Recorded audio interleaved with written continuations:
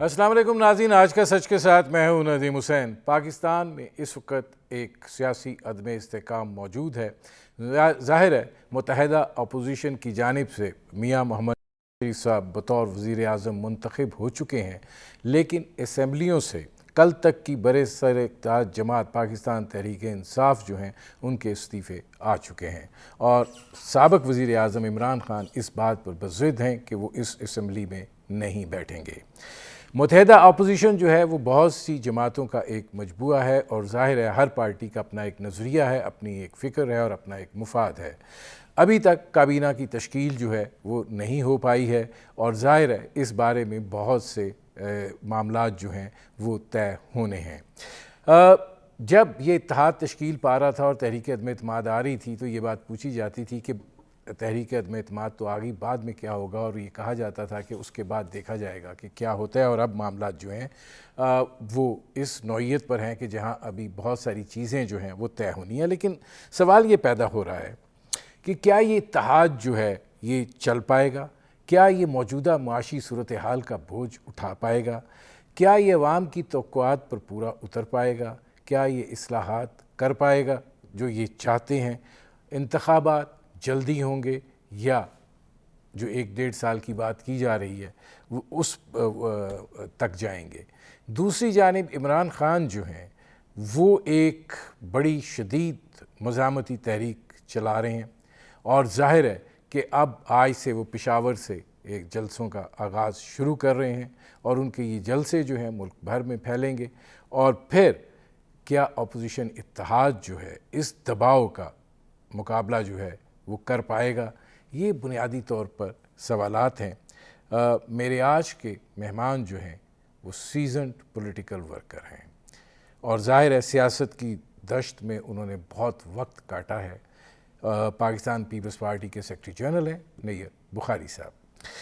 نیر صاحب یہ فرمائیے گا کہ ٹھیک ہے پاکستان پیپلز پارٹی نے اس ساری صورتحال کو اسپیئر ہیڈ کیا، اور ظاہر ہے آصف زرداری صاحب جو تھے اس ساری صورتحال کے بیک بون تھے۔ نواز شریف صاحب وزیر اعظم منتخب ہو گئے، لیکن اب کابینہ جو ہے وہ تشکیل ابھی تک نہیں ہو پائی ہے۔ کہا یہ جا رہا ہے کہ پاکستان پیپلز پارٹی جو ہے وہ وزارتوں سے زیادہ جو ہے وہ پنجاب میں 20 قومی اسمبلی کی اور 40 صوبائی اسمبلیوں کی سیٹیں جو ہیں اس کے اوپر انٹرسٹڈ ہے۔ شکریہ ندیم حسین صاحب۔ دیکھیں ابھی یہ جو کولیشن گورنمنٹ ہے آبویسلی ایک آبجیکٹ کے حصول کے لیے یہ کولیشن بنی تھی۔ پہلا جو آبجیکٹ تھا اس آؤسٹر تھا عمران خان کا، اس میں کامیابی مل گئی، اور اس کے بعد اب نئی کیبنٹ کی جو تشکیل ہے، ابھی تو 48 گھنٹے ہی ہوئے ہیں پرائم منسٹر کو اوتھ لیے ہوئے، اور اس میں خاصے کولیشن پارٹنرز ہیں، اور اس لیے ہم سمجھتے ہیں کہ بڑی سوچ سمجھ کے کیبنٹ کو تشکیل دیا جائے گا۔ ہمارے ذہن میں یہ بھی ہے کہ یہ جو کولیشن ہے کوئی 5 سال کا کولیشن تو نہیں ہے، یہ تو کولیشن ہے کیبنٹ گورنمنٹ کی اس کی ٹینیور کا۔ اب ٹینیور پہ بھی ڈیپینڈ کرتا ہے کہ بنیادی بات جو کولیشن پارٹنرز کی لیڈرشپ کی تھی کہ ہم الیکشن ریفارمز کریں گے، اور جو ہی الیکشن ریفارمز ہو جائیں گی تو پھر انتخابات اناؤنس کر دیے جائیں گے۔ تو مشاورت جاری ہے، اور میں سمجھتا ہوں کہ کلیکٹیو وزڈم جو ہوتی ہے وہ ہمیشہ انڈیویجول وزڈم سے بہتر ہوتی ہے۔ اچھا، اس میں نیر بخاری صاحب جو میں نے بات کی کہ پاکستان پیپلز پارٹی جو ہے وہ 20 قومی اسمبلی اور 40 صوبائی اسمبلیوں کی سیٹوں کے اوپر ایڈجسٹمنٹ چاہتی ہے، اس پہ آپ کیا کہیں گے؟ دیکھیں نا ندیم حسین صاحب تھوڑے سے پیشنٹلی سن لیں مجھے، تو میں اس طرف آ رہا تھا۔ یہ بھی طے شدہ بات ہے کہ یہ ہماری جو متحدہ اپوزیشن سابقہ اور موجودہ کولیشن گورنمنٹ جو ہے اس کی لیڈرشپ بیٹھ کے فیصلہ کرے گی۔ یہ صرف پاکستان پیپلز پارٹی کی حد تک بات یا نون کی حد تک کی بات نہیں ہے، یہ تمام کولیشن پارٹنر جو ہیں، جس میں مولانا فضل الرحمان صاحب بھی ہیں، جس میں ANP بھی ہے، جس میں متحدہ قومی موومنٹ بھی ہے، تو یہ ان کی قیادت بیٹھ کے فیصلہ کرے گی، اور جو فیصلہ ہوگا اس پہ وہ عمل درآمد بھی کرے گی۔ لیکن یہ ساری باتیں ابھی پری میچور ہیں، یہ ہائپوتھیٹیکل کویسچنز بھی ہو سکتے ہیں لیکن یہ پری میچور ہیں۔ پہلے تو ہم اپنی کیبنٹ تشکیل دے لیں. ابھی آپ دیکھیں کہ ہم نے یہ بھی طے کیا تھا کہ عوام کو ڈیلیور کرنا ہے, اور پہلے دن ہی جو پرائم منسٹر کی اسپیچ تھی اس میں جو طبقات بالکل اس معاشی حالت میں پس گئے تھے ان کو ریلیف دیا ہے, اور باقی بھی ریلیف کی طرف وہ قدم بڑھائیں گے. تو انشاءاللہ ہوپ فلی جب یہ کیبنٹ تشکیل دے گی, یہ پہلے کی بات ہے, الیکشن جو ہے وہ بعد میں آنے والی بات ہے, جب سٹیج آئے گی تو اس وقت ہم بات کر لیں گے. آپ یہ کہنا چاہ رہے ہیں کہ پاکستان پیپلز پارٹی جو ہے وہ کابینہ کے اندر شمولیت اختیار کرے گی, اور یہ جو معاملہ ہے پنجاب کے اندر ایڈجسٹمنٹ کا, یہ انتخابات کے قریب طے کیا جائے گا, یا یہ آپ سمجھتے ہیں کہ نہیں یہ بھی ایک پرائیورٹی ہے جو کابینہ میں شامل ہونے سے پہلے طے کر لی جائے؟ دیکھیں یہ بات ابھی میں کیٹیگوریکلی آپ کو تو یہ نہیں کہتا کہ ہم کابینہ میں جا رہے ہیں یا نہیں جا رہے ہیں, لیکن یہ بات آپ کے ذہن میں ہونا چاہیے کہ یہ ٹوٹل نمبر جو اس کولیشن گورنمنٹ کا 174 ہے. تو اس لیے یہ ان 172 جو جن جماعتوں کے نیشنل اسمبلی کے ممبران ہیں, اور ان کی قیادت یہ سمجھتی ہے کہ ہم نے اکٹھے چلنا ہے تو تب ہی یہ گورنمنٹ چل سکے گی. اور گورنمنٹ چلانے کا مقصد یہ ہے کہ ہم ایک تو الیکشن ریفارمز لے کے آئیں, اور دوسرا پبلک کو ریلیف لے کے دیں. اور اس کے لیے یہ ابھی یہ بڑا پری میچور اور بڑا ہائپوتھیٹیکل کویسچن ہے, آپ گورنمنٹ میں بیٹھیں گے نہیں بیٹھیں گے. یہ بات طے شدہ ہے کہ ہم اس گورنمنٹ میاں شہباز شریف صاحب جو گورنمنٹ کو ہیڈ کرتے ہیں, اس کے ساتھ پیپلز پارٹی ہر صورت کھڑی رہے گی. تو رہا کو کتنی وزارتیں لینی ہیں نہیں لینی ہیں, تو یہ کوئی زیادہ مٹیریل بات نہیں. مٹیریل بات یہ ہے کہ ہم اس گورنمنٹ کے ساتھ پیپلز پارٹی کے جتنے بھی ممبران ہیں, ہماری قیادت یہ چاہتی ہے کہ اس گورنمنٹ کے ساتھ رہ کے اس کو کامیاب کروایا جائے, الیکشن ریفارمز کروائی جائیں. مین آبجیکٹ ہمارا یہ ہے. نیر بخاری صاحب, آپ نے واضح جواب نہیں دیا اس صورتحال کا. آپ یہ بتا سکتے ہیں کہ آپ کابینہ میں شامل ہوں گے کہ ابھی سوچا جا رہا ہے, ابھی مشاورت جاری ہے؟ دیکھیں نا, آپ کی مرضی کا جواب تو میں نہیں دے سکتا. آپ سوال آپ کا آ سکتا ہے, لیکن آپ کہیں کہ میں آپ کی مرضی کا جواب دوں تو یہ تو پاسبل نہیں ہے میرے لیے. لیکن یہ بات بھی میری قیادت دیکھیں نا جی, ہم نے ایک بنیادی بات ہے, وزارتیں بہت زیادہ مٹیریل نہیں ہیں. میں یہ سمجھتا ہوں زیادہ مٹیریل بات یہ ہے اور زیادہ اہمیت کی بات یہ ہے کہ اس گورنمنٹ کو چلنا ہے, اور اس گورنمنٹ کے ساتھ ہم نے مل کے چلنا ہے, اور اس گورنمنٹ کے ذریعے الیکشن ریفارم لانی ہے, اور پبلک کو ریلیف دینی ہے, اور پھر انتخابات میں جانا ہے. یہ زیادہ امپورٹنٹ بات ہے. ٹھیک ہے, لیکن نیر بخاری صاحب, آپ کیا سمجھتے ہیں کہ ایک ایسی حکومت جو ہے, جو ظاہر ہے مختلف پارٹیوں کا مجموعہ ہے, اگر عملی طور پر وہ پارٹیاں اس کے اندر شامل نہیں ہوتی ہیں اور وہ صرف ایک حمایت کی اظہار کرتی ہیں, تو آپ کو لگتا ہے کہ یہ ایک ٹھوس میسج جو ہے وہ جائے گا, اور یا یہ کہ یہ لوگوں تک بات کنوے ہو سکے گی کہ سب شراکت دار جو ہیں وہ اس ذمہ داری کا اونس لے رہے ہیں؟ نہیں, ذمہ داری کا جب ہم اگر کیبنٹ میں نہیں بھی بیٹھتے, ذمہ داری تو پھر بھی ہے. کیبنٹ میں بیٹھتے ہیں تو پھر بھی ذمہ داری ہے, کیونکہ ہم امپورٹنٹ کولیشن پارٹنرز ہیں اس گورنمنٹ کے. اور یہ گورنمنٹ صرف ایک میں کہوں کہ وہ انڈیپینڈنٹس جو ہمارے ساتھ شامل ہوئے, جو جمہوری وطن پارٹی ہے اس کو بھی آپ دیکھ لیں, ایک ممبر ہے شاہزان بگٹی صاحب, اس طرح باقی علی نواز شاہ صاحب ہیں. ہمارے لیے وہ سارے امپورٹنٹ ہیں. جہاں پاکستان پیپلز پارٹی امپورٹنٹ ہے, یہاں پہ این امپورٹنٹ ہے, JUF ہے یا متحدہ قومی موومنٹ ہے, سارے امپورٹنٹ ہیں, ان کی اپنی امپورٹنس ہے. لیکن ہمارا بیسک مقصد یہ تھا کہ الیکشن ریفارمز اور ریلیف جو ہے وہ پبلک کو ریلیف دینی ہے, تاکہ آنے والے انتخابات میں ہم جا سکیں اور لوگ کمپیریزن کر سکیں کہ پچھلے 3 سال 8 ماہ جنہوں نے گورنمنٹ کی, انہوں نے اس ملک کا کیا اشر کیا, انہوں نے اکانومی کا کیا اشر کیا. اور پھر جو ابھی آپ کہہ رہے ہیں کوئی جی ایجیٹیشن کرنا پولیٹیکل پروسیس کا حصہ ہے, کانسٹیٹیوشنل رائٹ ہے, لیکن آپ ان کو دیکھیں کہ ان کی ایجیٹیشنز نے ہمیشہ جو نیشنل انٹرسٹ ہے اس کو ہمیشہ ڈیمیج کیا ہے. یہ 2014 کا بھی ان کا ایجیٹیشن دیکھ لیں کہ چائنا کے پریزیڈنٹ کا دورہ منسوخ کرنا پڑا. تو یہ تو اپنی ذات کی سوچتے ہیں, یہ ملک کی نہیں سوچتے جو سابقہ حکمران. میں اس طرف آتا ہوں. نیر بخاری صاحب, یہ فرمائیے گا کہ کیا آپ سمجھتے ہیں کہ یہ اتحاد جو ہے یہ چل پائے گا اور موجودہ جو صورتحال ہے اس کا بوجھ اٹھا پائے گا، چاہے وہ معاشی ہے چاہے وہ سیاسی ہے؟ دیکھیں نا، اگر آپ ایک سینئر اینکر ہے اور آپ کی یہ سوچ ہے، تو آیا جو پولیٹیکل لیڈرشپ کولیشن میں بیٹھی ہے، جو پالیٹکس کر رہی ہے، جو حکمران بھی رہی ہو اپوزیشن میں بھی رہی ہو، ان کو احساس نہیں کہ ہمارے لیے بہتر کیا اور ہمارے لیے نقصان دہ کیا ہے؟ تو نقصان کی طرف تو کوئی بھی نہیں جائے گا، ہمیشہ بہتری کی طرف کوئی جائے گا۔ تو اس لیے آپ اگر ایک کامن آدمی سوچتا ہے اس قسم کی بات، تو وہ جو پولیٹیکل لیڈرشپ بیٹھی ہے، جو عرصہ دراز سے پالیٹکس میں ہے، اس ملک میں حکمرانی بھی کی، اپوزیشن بھی کی، آیا ان کی سوچ پہ یہ بات نہیں ہے؟ تو میں سمجھتا ہوں کہ ہماری لیڈرشپ جو کلیکٹیو، میں سمجھتا ہوں وزڈم پہ بلیو بھی کرتی ہے اور کلیکٹیو ڈیسیجن پہ بلیو کرتی ہے۔ اچھا نیر بخاری صاحب، یہ فرمائیے گا کہ ظاہر ہے وہ اسپیکر کا انتخاب بھی آ رہا ہے اور وہ بڑا ضروری ہے اگر آپ نے آئینی اصلاحات کی طرف بڑھنا ہے کہ جو پارلیمنٹ کا ماحول ہے وہ ذرا پارلیمانی ہی ہو جائے، تو اسپیکر کا کوئی فیصلہ ہوا ہے؟ دیکھیں جی، یہ انشاءاللہ جب 15 کو نامینیشن پیپرز فائل ہو جائیں گے تو سامنے آ جائے گا اسپیکر کون ہوگا۔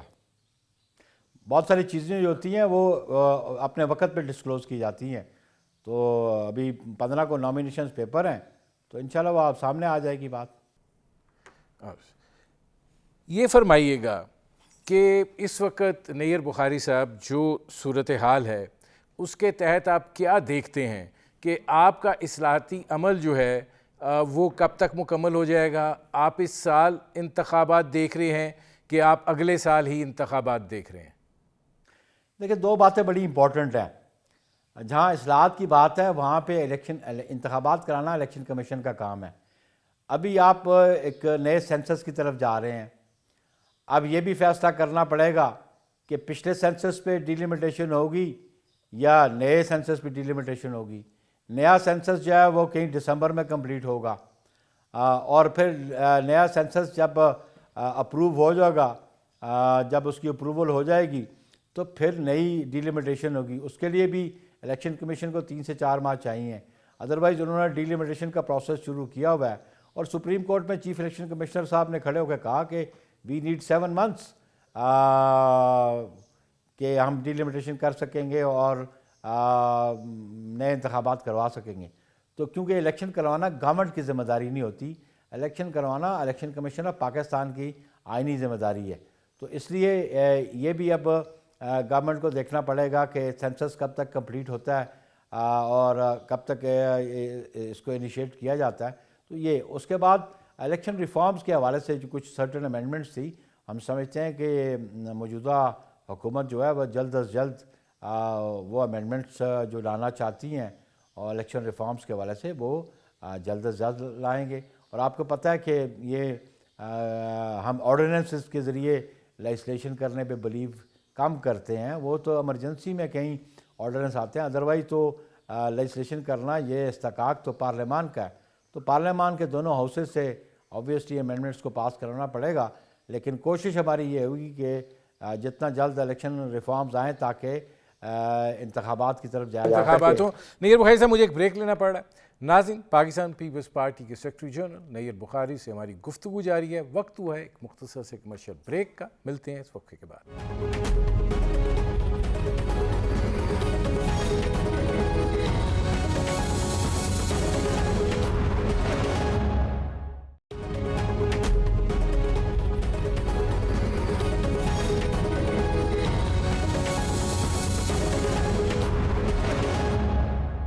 Welcome back. اچھا نیر بخاری صاحب، یہ فرمائیے گا کہ بریک پر جانے سے پہلے آپ انتخابی اصلاحات کا ذکر کر رہے تھے، پھر آپ نے الیکشن کمیشن کا بھی ذکر کیا کہ وہ کیا کہہ رہا ہے، لیکن آپ یہ سمجھتے ہیں کہ جو اس وقت ہماری اقتصادی صورتحال ہے، ظاہر ہے آج شوکت ترین صاحب بات کر رہے تھے اور وہ کہہ رہے تھے کہ ہم 5% پہ گروتھ چھوڑ کے جا رہے ہیں، اور انہوں نے بہت سی جو اشاریے ہیں ان کے بارے میں کہا کہ وہ مثبت ہیں، لیکن یہ جو مہنگائی کی صورتحال ہے، عوام کی جو پریشانی ہے، آپ سمجھتے ہیں کہ اس کو ایڈریس کر پائیں گے، یا یہ کہ آپ کو پچھلی حکومت کا ملبہ اٹھا کے انتخاب میں جانا پڑے گا اور پھر آپ کے لیے مسئلہ ہو؟ دیکھیں، پچھلی حکومت نے ملبہ کو تھوڑا سا تو نہیں پھینکا اس قوم پہ، لیکن آپ یہ دیکھیں کہ جس دن سے میاں شہباز شریف صاحب نے اوتھ لی، اس کے بعد آپ اپنی جو روپی کی ویلیو ہے اس کو آپ نے سٹرینتھن ہوتے دیکھا، کہاں 190 پہ اور کہاں 180 پہ دو چار دنوں میں آ گئی ہے۔ اور جب روپی کی ویلیو بہتر ہوگی تو پھر انفلیشن میں بھی کمی آئے گی، کموڈیٹیز کی پرائسز بھی کم ہوں گی۔ بالکل یہ شوکت ترین صاحب جو آج باتیں کرتے ہیں، یہ اقتدار میں رہے ہیں اور یہ وزیر خزانہ بھی رہے ہیں، تو انہوں نے ایسے میجرز کیوں نہیں لیے جس سے پبلک کو ریلیف ملتی؟ اب پبلک کو ابھی پبلک کو اعتماد بالکل جو انویسٹرز کو ہے وہ پچھلے 4-5 دنوں سے بڑھا ہے، 3-4 دنوں سے۔ آپ سٹاک ایکسچینج کو دیکھ رہے ہیں کہ وہ اکانومی کی پروجیکشن ہوتی ہے، اور وہ جو پروجیکشن ہے آپ کے سامنے نظر آ رہی ہے۔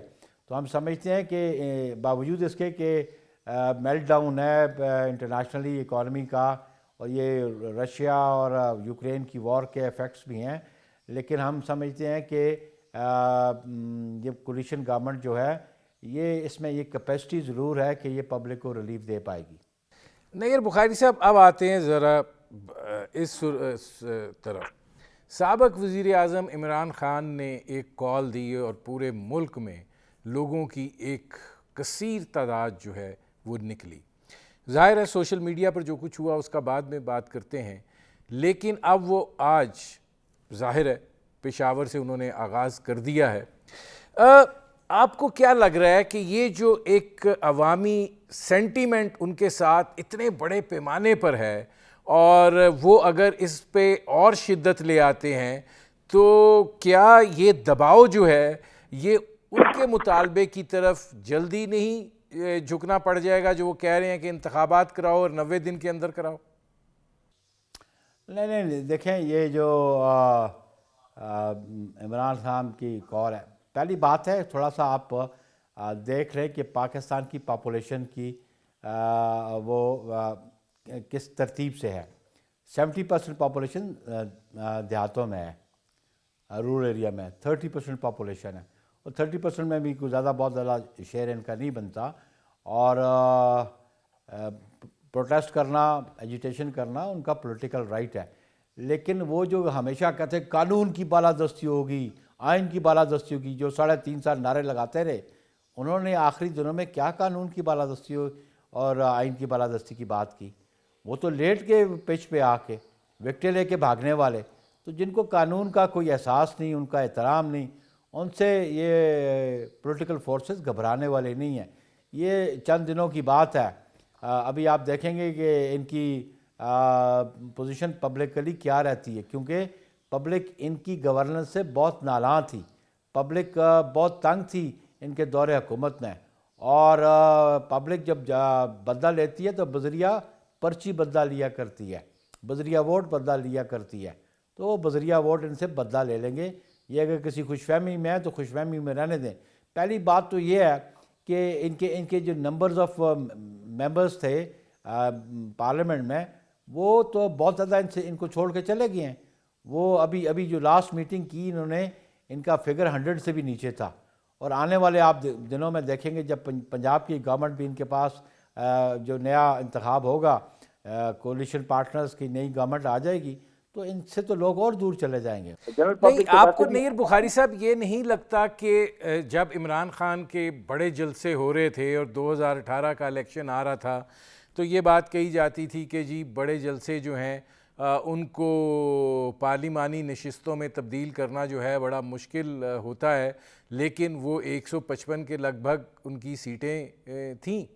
تو اب جو یہ صورتحال ہے کہ ٹھیک ہے 100 کے قریب ان کے پارلیمانی اجلاس میں لوگ تھے، لیکن یہ جو ایک آپ سمجھتے ہیں کہ ایک ویو اس وقت چلی ہوئی ہے، اور عمران خان صاحب جو ہیں اس ویو کو چاہتے ہیں کہ وہ استعمال کرتے ہوئے اتنا دباؤ ڈال دیں کہ اگر وہ اسلام آباد کی کال دیتے ہیں، ایک بہت زیادہ پریشر آتا ہے تو ان کو ارلی الیکشن مل جائیں؟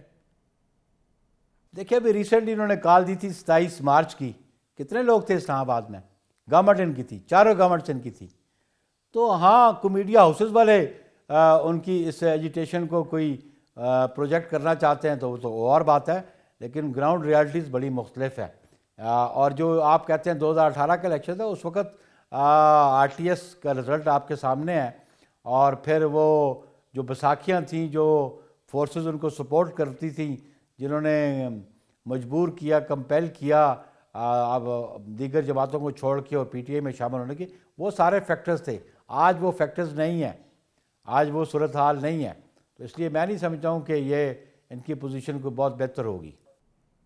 نیر بخاری صاحب، آپ نہیں یہ سمجھتے کہ بیانیہ بنانے میں عمران خان صاحب کو ملکہ حاصل ہے، اور اب جو انہوں نے ایک عالمی سازش کا بیانیہ بنایا ہے اور خودداری کی بات کی ہے، اور امریکہ جو ہے اس کے مداخلت کی بات کی ہے، اور یہ کہ رجیم چینج اسی وجہ سے ہوا ہے، وہ لوگوں کو کے جذبات جو ہیں اس سے جا کے وہ ہم آہنگ ہوا ہے، اور اس کا ریئیکشن بہت شدید آ رہا ہے، اور وہ لوگ جو ہیں وہ خان صاحب کے پیچھے کھڑے ہو گئے ہیں؟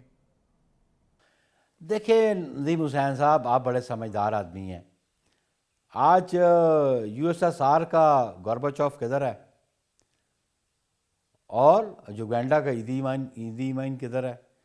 اگر یہ پالیسیز آپ اڈاپٹ کریں گے تو ملک آئسولیشن میں جائے گا، جس کا ہمیشہ ملک کو نقصان رہا. اور جو بیانیے کی آپ بات کرتے ہیں، آپ کہتے ہیں آج ٹیلی ویژن پہ جی وہ واشنگٹن کا دکھا رہے تھے احتجاج، وہ احتجاج امریکہ کے خلاف تھا، تو وہ جو وہاں بیٹھے ہوئے ہیں امریکہ چھوڑ کے کیوں نہیں پاکستان آ جاتے؟ کیوں امریکہ میں رہ رہے ہیں وہ؟ اور وہ بہت سارے وہ لوگ جو اپنی نیشنلٹیز گیو اپ کر چکے ہیں، اور جو نیشنلٹی گیو اپ کر جائے وہ انڈر دی امریکن لا وہ ڈیول نیشنل ہو نہیں سکتا. تو یہ وہ لوگ باتیں کر رہے ہیں کہ جن کو پاکستان کے ساتھ نہ ہمدردی ہے، نہ پاکستان کے ساتھ ان کے کوئی سٹیکس ہیں. اگر اتنے ہی سٹیکس تھے تو میں بربلا کہتا ہوں کہ جو کہتے ہیں جی لنڈن میں اتنا ہوا تو وہ اپنی گیو اپ کر دینا سٹیزنشپ، آ جائے پاکستان. کیوں امریکہ میں اور یورپ میں بیٹھے ہوئے ہیں؟ اگر اتنی ہمدردی ہے عمران خان کے ساتھ، آ کے پاکستان کی اکانومی کو ٹھیک کریں. لیکن یہ باتیں ایسی کرتی ہے جو ہوا میں بات کی جاتی ہے، جس کا ریالٹیز کے ساتھ کوئی تعلق واسطہ نہیں ہے. گراؤنڈ ریالٹیز مختلف ہیں، اور میں سمجھتا ہوں کہ جو نریٹو ان کا ہے، یہ نریٹو کچھ پرسنٹیج لوگوں کو پسند تو ہوگا، لیکن جو باشعور لوگ ہیں ان کو پتہ ہے کہ آج انٹرنیشنلی کوئی ملک آئسولیشن میں نہیں رہ سکتا. ہر ملک انٹر ڈیپینڈنٹ ہے. اور میں سمجھتا ہوں کہ ڈونلڈ ٹرمپ کے وقت یہ تو بڑے گیت گاتے تھے امریکنس کی، اور پھر وہ ابھی ریسنٹلی جو ہمارا بیانیہ ہمیشہ خلاف رہا انڈیا کے، اس کی تو فارن پالیسی کی آپ تعریفیں کرتے ہیں. ابھی بھی 27 کو جو انہوں نے جلسہ کیا اسلام آباد میں، انہوں نے پریز کیا انڈین فارن پالیسی کو. تو یہ بیانیہ ہے کہ وہ جو کشمیر میں جو انسانی حقوق کی پامالی کی جاتی ہے، اور جس طرح بربریت سے لوگوں کو ٹریٹ کیا جاتا ہے، اسی گورنمنٹ کی فارن پالیسیز کو یہ اپریشیٹ کر رہے ہیں. تو یہ ان کا بیانیہ ہے، ان کے بیانیے میں تضاد ہے. تو میں نہیں سمجھتا ہوں کہ ان کے بیانیے کو میجورٹی آف پاکستان ایکسیپٹ کرے گی. اس میں یہ فرمائیے گا نیر بخاری صاحب کہ ایک سیاسی شدت پسندی کا بھی مزاج جو ہے وہ غالب آ رہا ہے، اور ظاہر ہے کہ اس کے مظاہرے جو ہیں وہ اب دیکھے جا رہے ہیں. یہ جو سیاسی تقسیم سیاسی انتہا پسندی کی بنیاد پر ہو گئی ہے، اور یہ بات کہی جا رہی ہے کہ جو ہمارے ساتھ ہے وہ صاف ستھرا ہے، نیٹ ہے، کلین ہے، محب وطن ہے، سب کچھ ہے، اور جو دوسری طرف ہے وہ پھر غدار بھی ہے، سب کچھ ہے. اور اس میں یہ بات کہی جاتی ہے کہ ایک شخص جس دن فرد جرم عائد ہونی تھی، اگر وہ وزارت عظمیٰ کا حلف اٹھا رہا ہے تو یہ کس طرز کی صورتحال ہے؟ دیکھیں آپ، پھر میں کہوں گا کہ الزامات لگتے رہتے ہیں. الزامات جہاں پہ منارکی ہے وہاں پہ بھی الزامات لگ جاتے ہیں، اور بہت سارے منارک سے بھی الزامات لگے ہیں. اب ریسنٹلی آپ دیکھ لیں ادھر برطانیہ میں بھی الزامات لگتے ہیں، پھر انکوائریز امریکہ میں انکوائریز ہوتی رہتی، ہراسمنٹ کے کیسز ہوتے ہیں، کچھ اور کیسز. جب تک کنوکشن نہیں ہے، انٹرنیشنلی اور یونیورسلی پرنسپل ایکسیپٹڈ پرنسپل ہے کہ until proven guilty one is to be taken as innocent. ابھی تک تو میاں شہباز شریف صاحب انوسینٹ ہیں، کوئی کنوکشن نہیں ہے. چارج فریم ہونا اور بات ہے، چارج فریم کریں گے تو وہ ایکسیپٹ کریں گے، اس چارج کو آ کے وہ فیس کریں گے، ڈینائی کریں گے، وہ ایویڈنس مانگیں گے، پروسیکیوشن اپنا کیس اسٹیبلش کرے گی، تو اس کے تاریخ کو چارج کو وہ بالکل ان کا رائٹ ہے ان کو ڈینائل کرنے کا، اور وہ اونس آبویسلی پروسیکیوشن پہ شفٹ ہوگا کہ تھرو ایویڈنس وہ اسٹیبلش کرے۔ ہاں جب کنوکشن ہو جائے تو پھر تو وہ آٹومیٹیکلی ممبر آف پارلیمنٹ نہیں رہیں گے، جب وہ ممبر آف پارلیمنٹ نہیں رہیں گے تو وہ پرائم منسٹر بھی نہیں رہیں گے۔ تو یہ عجیب سا سوال کیا تھا، دیکھیں جی چارج فریم ہونا، چارج فریم الزام لگانا تو بڑا آسان ہے، کسی پہ بھی الزام لگ سکتا ہے، لیکن بات تب ہے کہ اس الزام کو الزام لگانے والوں نے اسٹیبلش کیا ہو اور پھر کورٹ سے کنوکشن ہوئی ہو۔ بہت شکریہ نیر بخاری صاحب۔ ناظرین، یہ تھے پاکستان پیپلز پارٹی کے سیکرٹری جنرل نیر بخاری، آپ نے ان کی گفتگو سنی۔ وقت ہوا ہے ایک مختصر سے کمرشل بریک کا، جب ہم واپس آئیں گے تو یہ سوشل میڈیا کے اوپر جس طریقے سے افواج پاکستان کو لے کر ایک کمپین شروع کی گئی ہے اس پر بات کریں گے، اس کا جائزہ لیں گے، اور ظاہر ہے کہ جو فارمیشن کمانڈر کا اجلاس ہوا ہے اس میں کیا ہوا ہے اس کو بھی بات کریں گے۔ ملتے ہیں اس وقفے کے بعد۔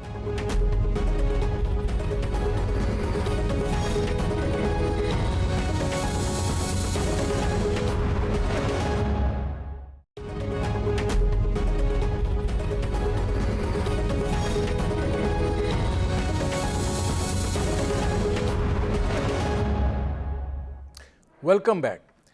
ناظرین، کل فارمیشن کمانڈرز کا بھی اجلاس ہوا، اور ظاہر ہے جس طرح کی زہریلی کمپین سوشل میڈیا پر افواج پاکستان کے حوالے سے چلائی جا رہی ہے اس کا وہاں پہ بھی بڑا سنجیدہ نوٹس لیا گیا ہے، اور یہ بات کہی گئی ہے کہ یہ فوج اور عوام کے درمیان تقسیم کی مہم جوئی ہے، ناقابل برداشت ہے۔ یہ اس عزم کا اعادہ بھی کیا گیا کہ کچھ بھی ہو جائے فوج آئین اور قانون جو ہے اس پر عمل پیرا رہے گی۔ دیکھنے کی بات یہ ہے کہ فوج تو ہوگی، اپنی ہوگی یا پرائی ہوگی۔ اگر پرائی ہوگی تو پرانے یوگوسلاویہ کا حشر ہمارے سامنے ہے۔ ہم نے لیبیا میں کیا ہوا وہ بھی دیکھ لیا، عراق میں کیا ہوا وہ بھی دیکھ لیا، شام کی صورتحال میں کیا ہوا وہ بھی دیکھ لیا۔ ظاہر ہے طریقہ کار جو ہے اور معاملات جو ہیں وہ اسی طریقے سے آگے بڑھائے جاتے ہیں جس طریقے سے اس وقت بڑھائے جا رہے ہیں۔ پاکستان کی افواج جو ہیں وہ مسلسل حالت جنگ میں ہیں۔ کل ہی ایک میجر اور 2 ان کے ساتھیوں نے جام شہادت نوش کیا ہے۔ ہم تسلسل کے ساتھ اپنے شہداء جو ہیں ان کو دفنا رہے ہیں، وہ اس ملک کی قومی سلامتی پر جو ہے وہ قربان ہو رہے ہیں، وہ اس کی سرحدی اور جغرافیائی نظریات کے لیے اپنی جانیں جو ہیں وہ دے رہے ہیں۔ اور ہم کیا کر رہے ہیں؟ ہم ایک ایسا زہریلا پروپیگنڈا کر رہے ہیں کہ جس کو لے کر بھارت جو ہمارا ازلی دشمن ہے وہاں پر اس کو اچھالا جا رہا ہے، اور یہ بات کہی جا رہی ہے کہ یہ حالات ہیں مملکت خدا داد پاکستان کے۔ ہمیں بحیثیت قوم ایسی صورتحال میں کہ جب ہماری افواج اس قدر قربانیاں دے رہی ہے، اس قدر تسلسل کے ساتھ دے رہی ہے، ان کے پیچھے کھڑا ہونا چاہیے۔ ہم کیا نعرے لگا رہے ہیں، ہم سوشل میڈیا پر کیا ٹویٹ کر رہے ہیں اور کیا پوسٹ کر رہے ہیں، کیا بحیثیت پاکستانی ہمیں اس کے اوپر کوئی شرمندگی محسوس ہوتی ہے، اس پہ کوئی ندامت محسوس ہوتی ہے، اور یہ خیال آتا ہے کہ وہ مائیں یا وہ والدین، وہ بہنیں، وہ بیویاں جن کے نوجوان شوہر جو ہیں وہ اس مٹی پر قربان ہو گئے، یہ دیکھ کر ان کے جذبات اور احساسات جو ہیں وہ کیا ہوں گے۔ یہ یقیناً ایک انتہائی افسوسناک امر ہے، اور اس حوالے سے کیا ہونا چاہیے، کیا کیا جا سکتا ہے۔ میرے آج کے مہمان لیفٹیننٹ جنرل ریٹائرڈ نعیم خالد لودھی صاحب، سابق نگران وزیر دفاع۔ جنرل صاحب، بڑا طویل عرصہ لگتا ہے اس عہدے پر پہنچنے پر جہاں پہنچتے ہیں، بڑے امتحان دینے پڑتے ہیں، بڑی ایک زندگی گزارنی پڑتی ہے۔ یہ جو کچھ اس وقت سوشل میڈیا پر ہو رہا ہے، یہ طوفان بدتمیزی جو برپا ہے، آپ کیا کہیں گے اس کے بارے میں؟ جی بہت شکریہ۔ پہلے تو میں اس اعتماد کا اظہار کر دوں اور اس دعا کا بھی اظہار کر دوں کہ انشاءاللہ ہماری فوج رہے گی اور عوام کی تائید سے رہے گی، اور فوج اور عوام کے درمیان تفرقہ ڈالنے کے یا خلیج پیدا کرنے کی جتنی بھی کاوشیں ہیں کوششیں ہیں وہ ناکام ہوں گی انشاءاللہ۔ آپ یہ دیکھیے کہ آج کا جو زمانہ ہے اس میں جنگ کی نوعیت ہی بالکل مختلف ہے. آج کل سوشل میڈیا، مین میڈیا، ڈس انفارمیشن، مس انفارمیشن، پرسیپشن مینجمنٹ، یہ تمام جنگ ان چیزوں پر اس کا انحصار ہے. آپ یہ دیکھیے کہ کتنی ویڈیوز کا پتہ چل گیا کہ وہ فیک تھیں. اسلم بیگ صاحب کی ویڈیو ان کے نام سے چل رہی ہے جو فیک ہے. اعجاز امان صاحب کی ویڈیو چل رہی ہے جو فیک ہے. اسلم ہارون، جنرل ہارون اسلم صاحب کی ویڈیو چل رہی ہے جو فیک ہے. اس سے آپ اندازہ لگا لیں کہ ایک پولیٹیکل واقعہ جو پیش آیا وہ اس کا فائدہ اٹھاتے ہوئے دشمن نے ایک رخنہ ڈالنے کی کوشش کی اور اس زخم کو گہرا کرنے کی کوشش کی. لیکن آہستہ آہستہ لوگوں کو بھی پتہ چل رہا ہے کہ اس میں وہ ناکام ہوں گے انشاءاللہ، کیونکہ چیزیں سامنے آنا شروع ہو گئی ہیں. ایک دفعہ تو ایسے لگا کہ یہ طوفان کیسے تھمے گا، لیکن آپ نے دیکھا کہ وہ طوفان تھم رہا ہے، اور لوگوں کو، جیسے آپ پروگرام کر رہے ہیں اور بھی چینل پروگرام کر رہے ہیں، لوگوں کو اس بات کا احساس ہو رہا ہے. میرے بھائی بات یہ ہے، دشمن نے پہلے یہ کوشش کی کہ ہماری سوسائٹی کو بانٹا جائے پولیٹیکلی اس طریقے سے کہ بالکل ایک دوسرے کی جان کے دشمن ہو جائیں. وہ ہو گئے. آپ کو مجھے تفصیل میں جانے کی ضرورت نہیں ہے، آپ دیکھ لیں کہ ایک دوسرے کے سامنے یہ کیسے کھڑے ہیں. پھر ان کا دوسرا وار یہ ہوا کہ کسی طریقے سے عوام اور فوج میں خلیج پیدا کر دی جائے تاکہ وہ جن تمام ملکوں کا آپ نے نام لیا ہے ان جیسے حالات پیدا ہوں. وہ اللہ تعالیٰ کے فضل سے وہ نہیں ہونے لگا. اور وقت گزرنے کے ساتھ ساتھ میرا خیال یہ کڑواہٹ جو عوام کی ہے آپس میں ایک دوسرے کے لیے، اس میں بھی کمی آنے کے امکانات ہیں. تو جن بہت صاحب بڑا یہاں پر معاملہ آپ نے یہ جو بات کی ہے اس سے ایک سوال وابستہ ہے. دیکھیے، ایک پولیٹیکل سچویشن پیدا ہوتی ہے، ظاہر ہے ریاستی ادارے جو ہیں وہ نظام حکومت کا حصہ ہیں اور انہوں نے اس نظام کو چلانے کے لیے ایک سپورٹ جو ہے وہ مہیا کرنی ہے. اور اگر کسی ادارے کو کسی دوسرے ادارے کی ضرورت ہے اور وہ بحران کے موقع پر انکار کر دیتا ہے تو اس کا مطلب یہ ہے کہ آپ ایک ایسی خرابی کی طرف بڑھ جاتے ہیں کہ جس کا پھر کوئی سد باب نہیں ہوتا اور ایک انارکی پیدا ہو جاتی ہے. اب اس سچویشن کے اندر آج بھی افواج پاکستان یہ بات کہہ رہی ہیں کہ آئین اور قانون پر عمل پیرا رہیں گے اور اسی طریقے سے چلیں گے. تو کیا اس کا مطلب یہ ہے کہ آپ اس چیز کو جو ہے جو ایک سائیڈ کے نزدیک غلط ہے اور اس کو وہ کہیں کہ نہیں صرف ہم ہی درست ہیں باقی دنیا غلط ہے، اور اس کے نتیجے میں اس طرح کی مہم جوئی شروع کر دیں، اس طرح کا پروپیگنڈا شروع کر دیں، اس طرح کا رویہ اختیار کر لیں، تو یہ آپ کو لگتا ہے یہ ایک درست عمل ہے؟ دیکھیں، بات یہ ہے کہ اگر مثال کے طور پہ میرے ذہن میں یہ پرسیپشن ہو بھی کہ ایک سائیڈ غلط ہے اور دوسری سائیڈ درست ہے، لیکن جو میرا عہدہ ہے، جو میرا جو لا ہے، وہ مجھے اس چیز کی اجازت نہ دے کہ میں غلط سائیڈ کو جو ہے نا اپوز کروں اور صحیح سائیڈ کی طرف اپنا رجحان شو کروں، تو پھر میں کیا کروں؟ آپ مجھے بتائیے.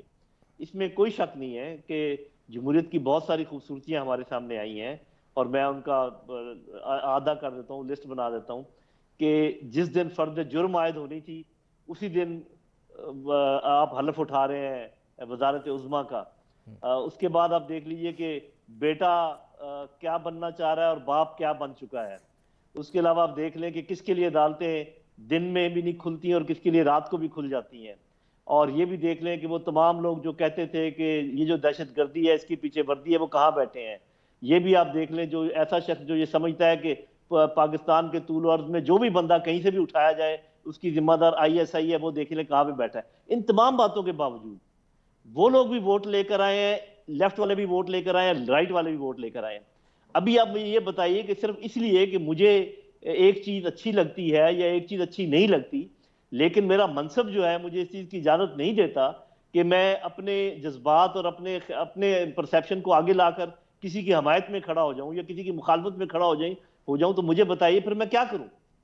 تو میرا خیال ہے کہ افواج پاکستان نے بالکل صحیح رویہ اختیار کیا ہے، اور انہوں نے اپنے آپ کو پالیٹکس سے الگ کرنے کی کوشش کی ہے.